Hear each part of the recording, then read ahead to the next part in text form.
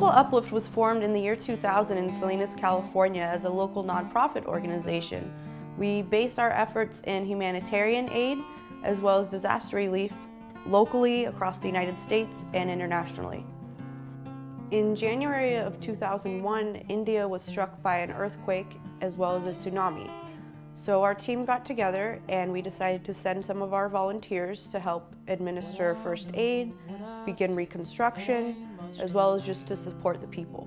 While in India, the governments involved did not know how to make things happen faster, how to cut the red tape. So the process took way longer than we expected. So those of us who were there created other aid projects while we were there. As an example, we ran a medical clinic while we were there because they had no access to medical services.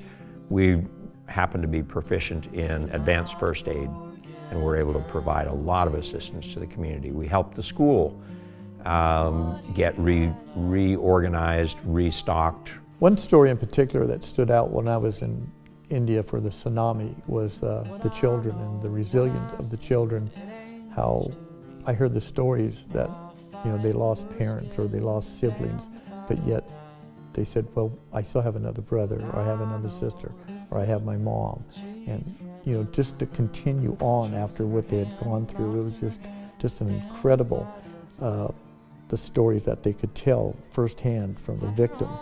And just to see these people, that it meant everything for them to have life go on, even though they lost family members. And they appreciated so much that we were there trying to help them continue in their life. I had come 12,000 miles, halfway around the world, and I was washing this woman's foot so that I could apply the antiseptic to it. And that just moved me more than I can possibly describe, but it's the one experience that stands out and epitomizes what happens to all of our volunteers when they go on these trips. She had a cut on her foot which was infected, and I was cleaning it with hydrogen peroxide. And this feeling washed over me that it wasn't love from me to her or her to me. It was like the tent that we were in, an open air tent, was just filled with love. And it was just, I was so moved by that one experience. Every trip is just chock full of moving experiences for me as a volunteer. I was contacted by Peter Shaw, who knew of my work as a hospice chaplain, wanted to talk about that because the tsunami had occurred and he wanted to quickly send some people there. And so I talked about my work as a bereavement counselor, and he said, I think I'd like you to go. And I did, and I was delighted and happy and fulfilled with our results over there. In 2005, Hurricane Rita and Katrina hit the South, and our volunteers went to assess the situation and find some holes that needed to be filled. Well, another example of how Global Uplift works is that when I was sent to New Orleans, I worked with the head of the Red Cross disaster relief team, and she took me around to all the organizations that were already there doing work, and which gave me an opportunity to see where, if any, were there holes in service. One of the things that became very obvious in the largest trailer camp, which is just outside of Baker, New Orleans, is that they had a huge community tent for meetings, and different organizations would come to offer services. They would talk about how they could apply for benefits under FEMA or job training benefits, etc. But there was no sound system. So it was hard for a large group to take part in that. As well, music really is, I discovered, the soul of New Orleans and the soul of Louisiana. And I heard people singing that just made me break out in goosebumps. But they had no place where they could actually perform. So we took some Global Uplift money and bought a sound system fairly inexpensively for their central community tent. Now, when they had people come in to help them find avenues out of this trailer camp, out of their poverty, they could actually hear it. And in addition, in between, their lives were made a little bit brighter by being able to have church services or singing groups, community entertainment that meant so much to them. It was a small cost, but it made a huge difference.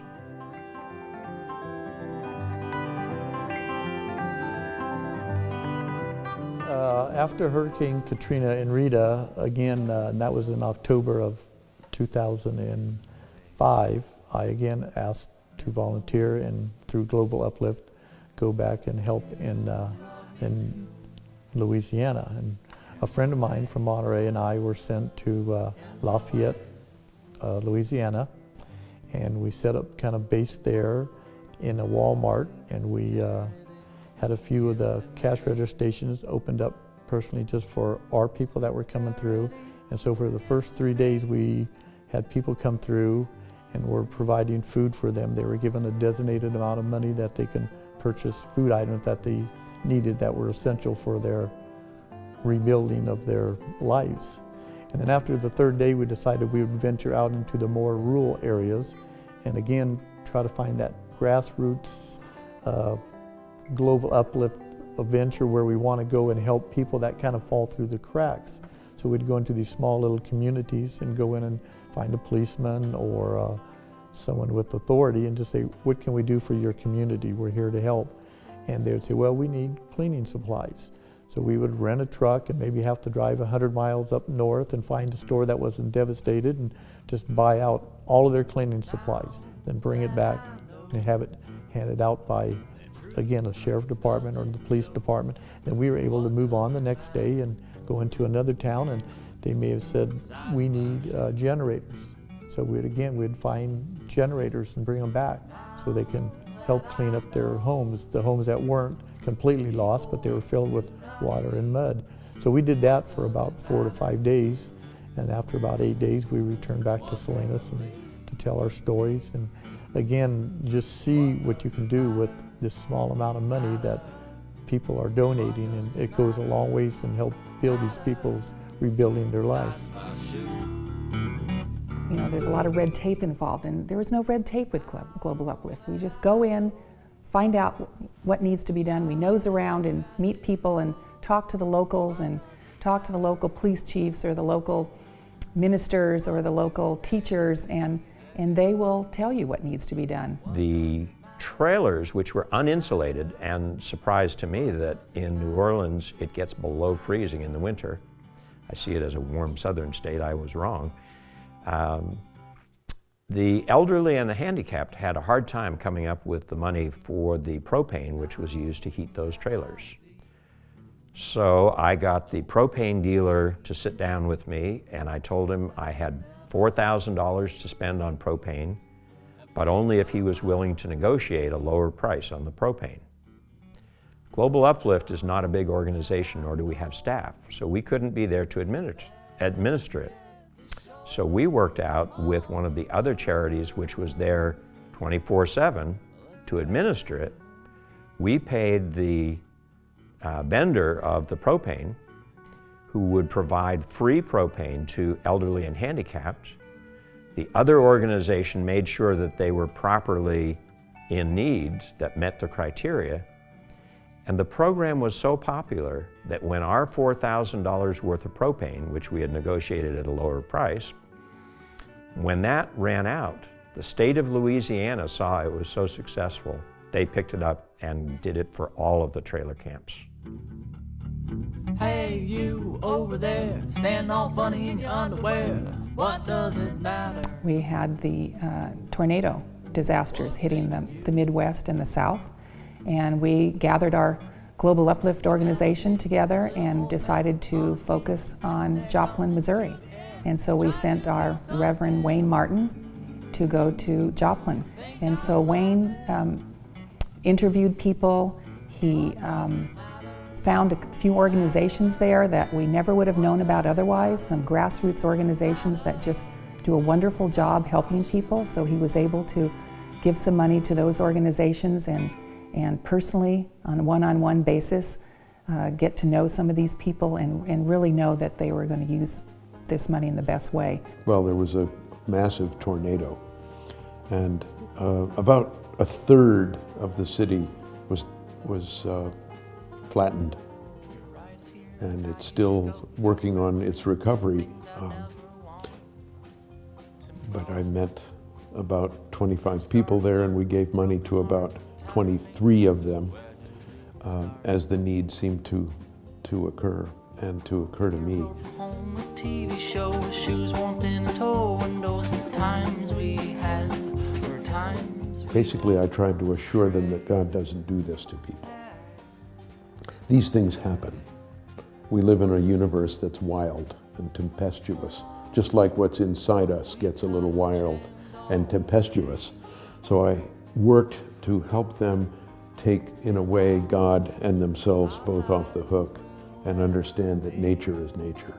In March of 2011, Japan was hit by a massive earthquake and tsunami. So our team met up and we decided to raise funds and send money because of the radiation risks and the health risks for sending our own volunteers. Again, I was asked to, this time, assist in a more of a leadership position locally with Global Uplift in raising funds to send to Japan.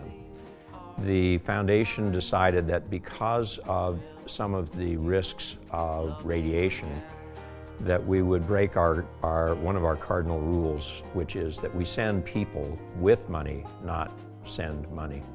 What we did was we collected $1 a piece for wristbands and also had a public service announcement which was able to reach a broader audience, and we also had a little concert at the Alternative Cafe, which they donated their space and time. And with that, we raised it over $10,000, and we distributed it to 2 different churches, which was they were able to buy kitchen appliances, food, and bicycles, just necessities that they no longer had. Global Uplift finds the niche and makes things happen very quickly. We're not a Red Cross, we're not FEMA, but yet we're an organization that can go in and start helping people in a small way and work on up. So any little bit helps, so it's got to start somewhere. With Global Uplift, I have the opportunity to take my money and go with it and make a personal difference in someone's life. And it doesn't matter whether that person is a member of my state, my community, my nation, or lives across the sea.